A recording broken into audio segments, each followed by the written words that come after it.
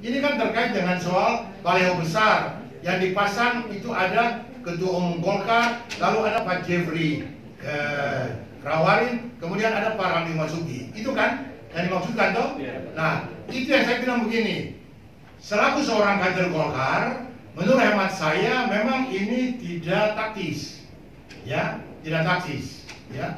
Kenapa? Baik selaku kader maupun selaku Ketua Dewan Pertimbangan, saya juga akan agak sedikit menyesal. Saya yakin bahwa itu bukan atas order daripada Ketua DPD. Dan itu juga bukan sikap resmi dari partai. Itu bukan. Itu oknum-oknum tertentu yang tidak memahami aura dan semangat Golkar secara komprehensif, lalu kasih naik gitu. Nah, itu yang tidak menguntungkan. Kenapa? Pertama, tidak akan menguntungkan bagi Ketua Umum Golkar yang kali ini sementara mempersiapkan diri juga untuk maju 2024. Itu yang pertama. Tidak menguntungkan yang kedua, itu bagi Ketua Golkar Provinsi, ya, karena mekanisme pencalonan Golkar itu harus lewat mekanisme survei. Partai itu akan survei dulu dari semua yang ada sampai yang tertinggi, baru partai akan memberikan rekomendasi, ya.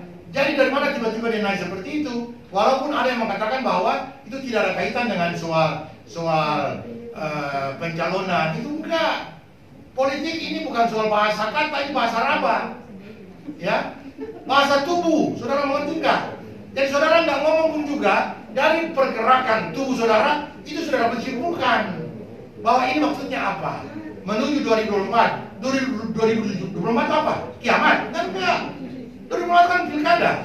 Dan semua orang kan pasti tahu toh. Walaupun tidak disebutkan, orang bisu pun mengerti bahwa ini dalam kaitannya dengan soal pilkada.